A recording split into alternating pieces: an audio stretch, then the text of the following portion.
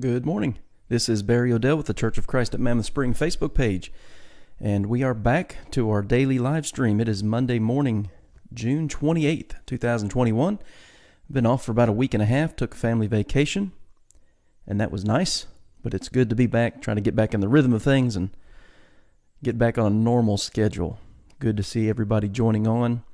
So I'm going to go ahead and tell you, while I was gone, Facebook changed the setup as to how it looks as I'm live streaming. It is all new to me. I got to the building yesterday morning to set things up and get things ready, and I didn't know what happened or what to do, but I figured it out. And so hopefully it won't be any issue, but the comments are in a different section. They look different. Everything is completely different. And I suppose since it belongs to Facebook, they can do whatever they want. But I wish they'd leave stuff alone sometimes. Anyway, good morning, Linda. Good morning, Sheila. Good morning, Lyle. Thank you. Hey, Gail. There's Brian and Louise. Like I said, this is all new, so I'm trying to pay a little bit of attention to what's going on here on my screen because it's quite different than it was not long before we left. All right, so we are going to start a study today of the books of 1st and 2nd Timothy and Titus. And this typically is called, when you look at commentaries and stuff, they will call this the pastoral epistles. And we know that the idea of pastor comes from the denominational concept of the preacher, that he is the man in charge. And of course, that's not a biblical concept. It's not a biblical understanding of what the pastor is. And so we're not going to call it pastoral epistles. We're going to call it letters to preachers. And so, as always, as we're going through the stream today, if you have any questions or comments, please use the comment section. And if I see them, I'll be happy to answer any questions that you may have or acknowledge any comments that you have. So it is good to be back. We had a great trip and really enjoyed ourselves. Went up to the Northeast. None of us had been up.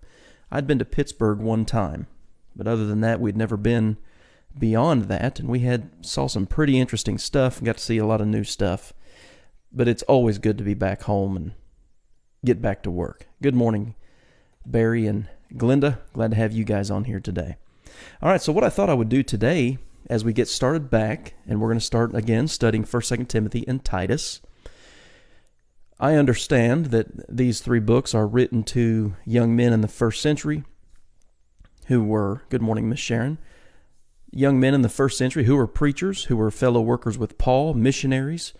But there's a lot in these books that will be beneficial to every Christian. So that's the perspective we're going to take, while I will also address the work of a preacher and what's involved in that. So we'll get started here in just a minute. Good morning, David. Yes, I said I would be back, and I am back. All right. Didn't have any trouble. We didn't have any accidents except in New York City as we were getting ready to park the car. Somebody ran into our car with their bicycle. That's okay. Everybody's all right. Good morning, Billy. All right, so what I thought I would do, instead of jumping right into the text of 1st and 2nd Timothy, is, good morning, Diana, is introduce the men. Let's figure out who we're talking about first instead of jumping right into the text. I think that will help us understand things a little bit better. So what we're going to do is we're going to start together in Acts chapter 15, and we're going to introduce ourselves to Timothy.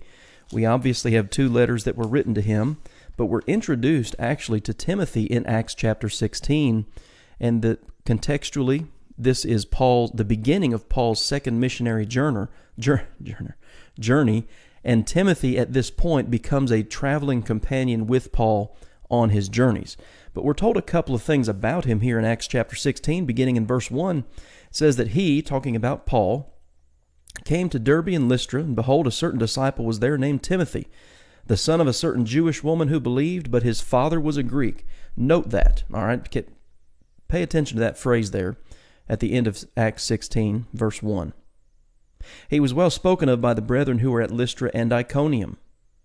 Paul wanted to have him go on with him, and he took him and circumcised him because of the Jews. All right, so we're given, little by little, we're given information about this young man. His father was a Greek. Well, now he's going to be circumcised, and the reason stated is because of the Jews who were in that region, for they all knew that his father was a Greek, and that's the issue right there. So we'll talk about that in a little more detail a little bit later. And as they went through the cities, they delivered to them the decrees to keep, which were determined by the apostles and elders at Jerusalem. That's Acts chapter 15, and that plays into Paul's decision to circumcise him as well. So the churches were strengthened in the faith and increased in number daily. So there's our introduction to this young man by the name of Timothy. And we know a little bit about his background. We know a little bit about his childhood. By the way, I don't have it up on the screen, but I am putting together material, outline material. If you would like a copy of that, I can send it to you. Just let me know.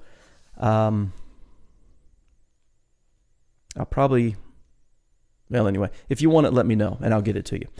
We know that his mother's name was Eunice. We're told that in 2 Timothy chapter 1 and verse 5. We don't know, what we know about his dad is what we read here in Acts chapter 16. He was a Greek. That's all we know about his father.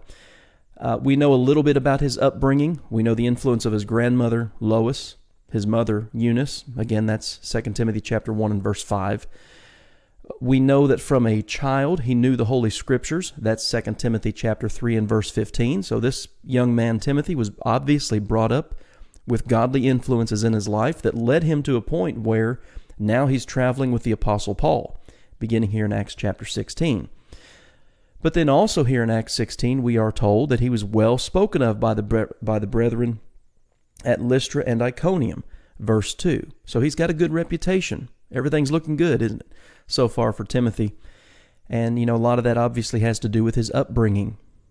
We could never underestimate the influence of parents and grandparents in the development of the faith of children. And that verse, 2 Timothy 3:15, always sticks out to me because, we have all these discussions about how difficult the Bible is and how much division there is and disagreement. Well, guess what? Timothy, from a child, knew the Holy Scriptures. It is possible to know the truth, it's possible to understand the truth, and it's possible to understand the Scriptures from childhood. And here's the thing. So this letter written to Timothy, specifically there, 2 Timothy chapter 3 and verse 15, that was written to him in the mid-60s. Well, 62, 63, somewhere in there by the Apostle Paul. So the Scriptures that Paul is referring to that Timothy knew from a child would have to have been the Old Testament. And yet people want to tell us, the Old Testament is not necessary, or the Old Testament is too confusing and there's too much information. Don't give me that. That's not acceptable. Timothy knew from his childhood the Holy Scriptures. So you can know the truth, you can understand it, and you can understand it when you're a child. Just a couple thoughts there that entered my mind as I was putting this outline together. One of the things, again, that we're told here about him becoming a traveling companion of Paul is that Paul had him circumcised. And again, the reason is stated, a couple of different reasons, actually. Number one, his mother was a Jew, his father was a Greek. Number two, where Paul was getting ready to go to preach and take Timothy with him, there in Acts 16, we're told there were Jews in that region. So this would have been what we call a matter of expediency. This is a matter of doing the best thing for a certain situation. Circumcision in and of itself, we know the history of it from really going all the way back to Abraham. The practice of circumcision precedes the law of Moses. But what was happening, we understand in the first century, is that there were some who were trying to bind circumcision on Gentiles and saying, if you want to be saved, you have to do this. Well, that's not the case, obviously. But Paul does this as a matter of expedience to help him further the gospel wherever he went with Timothy. And so, while circumcision was not a part of the new covenant, it was this matter that would help the Jewish audiences to whom they would be preaching on this second missionary journey. And I want to share a passage of Scripture with you that touches exactly on that point. It's not necessarily talking about Timothy, but it talks about Paul's conduct among those to whom he was preaching the gospel. This is 1 Corinthians chapter 9, verse 19. He says, "For though I am free from all men, I have made myself a servant to all, that I might win the more." And that's his goal. He wants to win as many people to Christ as is possible. And so, he says, "To the Jews I became as a Jew, that I might win Jews. To those who are under the law, as to those as under the law, that I might win those who are under the law." That's kind of a parallel statement there in verse 21. A Jew is one who is under the law. So he would, and Timothy's a test case of this, he would observe those rites that a Jew would find important, such as circumcising Timothy. And that would assist them in the preaching of the gospel. So just a couple of notes there. And this also, by the way, comes out with Titus, and we'll talk about that when we get to Titus here. We read of Timothy, so this is just, again, part of that material that I'm in the process of putting together. We read of him from Acts 16 all the way through Acts chapter 20. We read of Timothy. Then we read of him in these books: Romans, 1st, 2nd Corinthians, Philippians, Colossians, 1st and 2nd Thessalonians, Philemon, and Hebrews. So he's a prominent character in the New Testament. I mean, he's mentioned by name in at least 11 books of the New Testament. And again, he's traveling with Paul. And as you read about him, particularly in not the book of Acts, well, other than here in Acts 16, but particularly when Paul's writing his letters, there are a lot of descriptions that he uses of Timothy that again, show what kind of person he was. Here's just a few. Calls him beloved and faithful. He says that he's a doer of the work of the Lord. He's referred to as a preacher. I think that's 2 Corinthians chapter 1, if I'm remembering correctly. Paul calls him a brother. Another interesting passage that deals with Timothy is Philippians chapter 2, and I'm not going to read all of it. You can do this on your own. Philippians 2, verses 19 through 22, but he talks about sending Timothy to the Philippians, and the reason is, he says, "I have no one like-minded who will sincerely care for your state." And so that's a high bit of praise from Paul about Timothy to the Philippians, and that's in Philippians 2, verses 19 through 22. So, goes on from there. He's called a minister and a fellow laborer. Paul refers to him as his true son in the faith, beloved son. So we learn quite a bit about Timothy, a little bit from Acts, but then quite a bit more from what Paul writes about him in his epistles. So let's talk about Titus here for just a minute. That's a basic introduction to the man Timothy. Let's talk about Titus. We don't know as much about him. The first time we read of him, in fact, is in the book of 2 Corinthians chapter 2. 2 Corinthians chapter 2, beginning in verse 12, it says, "Furthermore, when I came to Troas to preach Christ's gospel, and a door was opened to me by the Lord, I had no rest in my spirit, because I did not find Titus my brother." And so he's mentioned quite often throughout the book of 2 Corinthians, and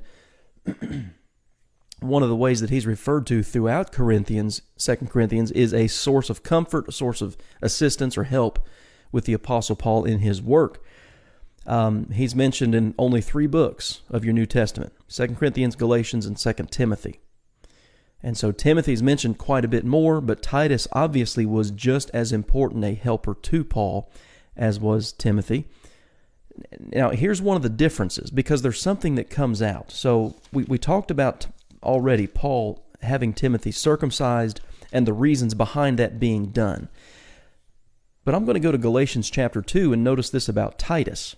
What Paul's doing here in the early chapters of Galatians is establishing his authority as an apostle. He didn't get to be where he was as an apostle by colluding with other people, and he sets that out here in chapters 1 and 2. So in chapter 2 he says that after 14 years, that is, after 14 years after his conversion, he went up to Jerusalem with Barnabas and also took Titus with him. He went up by revelation and communicated to them that gospel which I preach among the Gentiles, but privately to those who were of reputation, lest by any means I might run, or had run, in vain. Yet not even Titus, who was with me, being a Greek, was compelled to be circumcised. So there's your difference. You know, if you're familiar with the Bible and you're a student of the New Testament, you know that Paul had Timothy circumcised. We know why. We've already looked at that. But we also know that he didn't have Titus circumcised, and we're told right here why. Titus was a Gentile. Timothy, it was a bit different. Timothy's mother was a Jew, Timothy's father was a Greek, and they were getting ready to go into a region and preach that was full of Jewish people. So it was a matter of expediency. It would help them in their efforts to preach the gospel to those people and in those various regions. Now here with Titus, it's different because Titus is a Greek. Apparently he came from Gentile or Greek parents, unlike Timothy. But here's another reason he didn't have Titus circumcised. Galatians 2 and verse 4, and this occurred, the reason Titus was not circumcised was this reason, because of false brethren secretly brought in, who came in by stealth to spy out our liberty which we have in Christ Jesus, that they might bring us into bondage. And that bondage is specifically a reference of what we read about in Acts chapter 15, of Jewish people trying to bind circumcision on the Gentiles as a matter of salvation. He says Titus wasn't having any of it, and I'm not having any of it. He says, verse 5 here, to whom we did not yield submission even for an hour, that the truth of the gospel might continue with you. They were not going to compromise the gospel by circumcising Titus because again, Greeks were being told, if you want to be saved, you have to keep the law of Moses and be circumcised. And that's Acts 15, 1 through 5. Paul said we were not going to compromise with those types of people. So now we know why Timothy was and why Titus was not. You put those puzzle pieces together, you can figure that out.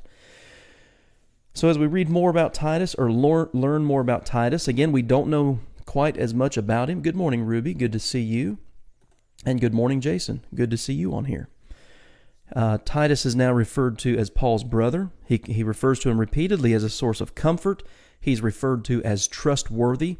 One of the things that Titus was involved in, if you read 2 Corinthians chapter 7, 8, and 9, he was one of the men who was entrusted when Christians were taking up a large amount of money for poor saints in Jerusalem. Titus was one of the men who was entrusted with the delivery of that money.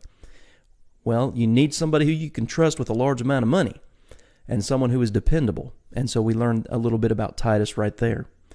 And Paul also refers to him as a partner and a fellow worker. So that kind of sets the stage. Now, we get to 1 Timothy and 2 Timothy and Titus. We know a little bit about these guys. We're introduced to them in various parts of the New Testament. But both of these men, we think of Paul, traveled, who knows how many thousands of miles, endured, from our perspective, just unimaginable treatment, persecution, physically, mentally, emotionally, went through so much, wrote half of your New Testament, and Paul's held up in this position of high esteem, and rightly so, certainly should be. But Paul didn't do that by himself. The old saying is, if you see a turtle on a fence post, he didn't get there by himself. Paul didn't do all of that all by himself. Obviously, the Lord was with him. But when you read all of his letters that he writes, and you read his travels throughout the book of Acts, he has so many people who are with him, who help him on the travels, who help him financially, who take care of him. And it really began back, you read Acts chapter 9, when he was first converted, you had people who literally saved his life because people were trying to kill him. Well, Timothy and Titus, these two men are part of that,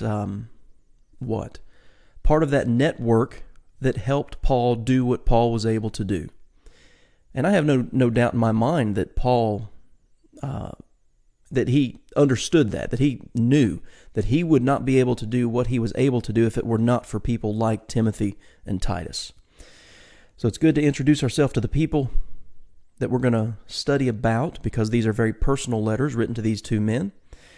And that's what I've got for today, guys. Just to introduce you to Timothy and Titus, and we'll jump into the text tomorrow of 1 Timothy. It is good to see all of you back here today. I am glad to be back. I don't see any questions or comments, but all the greetings. Good to see all of you guys today. And like I said, I'm in the process of putting this material together. And if you would like a copy of the material that I am putting together, let me know. You can send me a private message if you would. You can comment here. Just let me know, and I'll be happy to send that to you. Mark, good morning, Mark, by the way. Mark says, could it be since Timothy, being of Jewish descent and being circumcised, would eliminate any accusation of hypocrisy, which would be, without question, be leveled against him, and that accusations would hinder the validity of his message? Oh yeah, no question, Mark. There's no doubt about that. I mean, we know how strongly the Jewish people held on to their customs, and not just how strongly they held on to it, but how much trouble they caused in the church with trying to hold on to those customs. I mean, again, read Acts chapter 15. They were troubling everybody because of those customs. So good point there. Billy, thank you very much. Diana, thank you. Good to be back. And okay, so I've got some requests here. All right, I'll be happy to send that out to you. And that's it for today, guys. Lord willing, we'll come back tomorrow at 11 o'clock, and we will start studying 1 Timothy chapter 1. So I hope you have a good day, and I hope to see you back here tomorrow.